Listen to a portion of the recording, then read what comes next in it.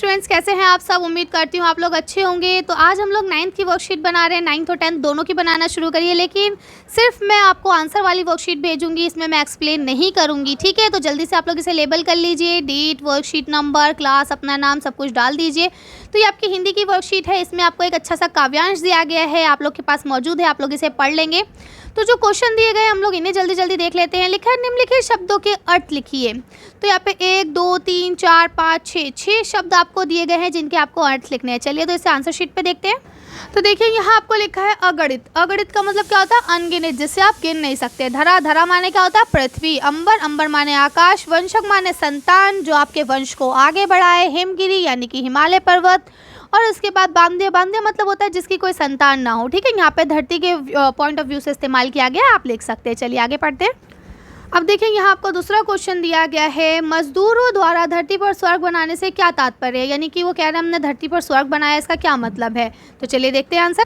तो आप इसका आंसर लिखेंगे धरती को सुंदर और खुशहाल बनाना। यानी कि आपने देखा होगा मजदूर ही हैं जो हमारी धरती पर अलग अलग तरह की बिल्डिंग्स, खूबसूरत खूबसूरत इमारतें बनाते हैं, जिससे हमारी धरती जो है स्वर्ग जैसी लगने लगती है ना। तो कर लेंगे। चलिए अगला क्वेश्चन पढ़ते हैं। अगला क्वेश्चन लिखा है, अंबर पर जितने तारे उतने वर्षों से।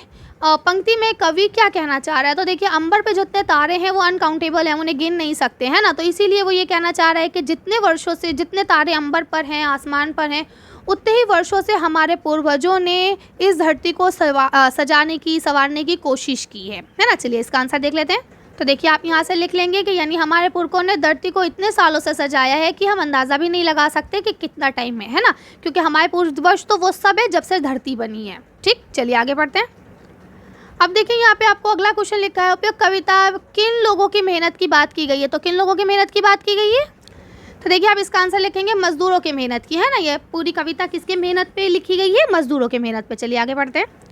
आपको अगला क्वेश्चन दिया गया है, उपयुक्त कविता के लिए उपयुक्त शीर्षक दीजिए। यानी कि जो आपको ऊपर कविता दी गई है उसका क्या शीर्षक हो सकता है, क्या आप उसे टाइटल दे सकते हैं? तो देखिए इसमें मजदूरों की बात की गई है, मजदूरों की मेहनत की बात की गई है, तो आप सोच के कर सकते हैं अपने आप से। फिलहाल मैं आपको 2 दिखा देती हूँ, अगर आप चाहें तो इन्हें लिख लें, नहीं तो कोशिश यही कीजिए कि अपने आप से लिखें। तो देखिए आप इसे कर सकते हैं, मजदूरों का जीवन, धरती और मजदूर, है ना। इस तरह से जो आप लिखना चाहें लिख ले। चलिए अगला क्वेश्चन पढ़ते हैं। अब यहाँ आपका लास्ट क्वेश्चन लिखा है, निम्नलिखित शब्दों के 3 पर्यायवाची लिखे। धरती के 3, गंगा के 3 और पुष्प के 3, ठीक है। तो आपको 3 लिखने हैं, मैंने आपको ज़्यादा लिख दिया, जो आपको आसान लगे आप वही 3 लिखेंगे, ठीक है। चलिए पढ़ते हैं।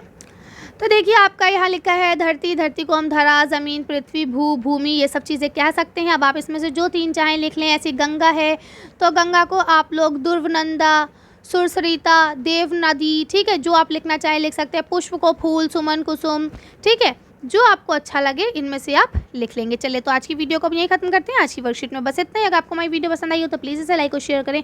अगर अभी तक आपने हमारे चैनल को सब्सक्राइब नहीं किया तो प्लीज़ हमारे चैनल को सब्सक्राइब करें। Thank you for watching.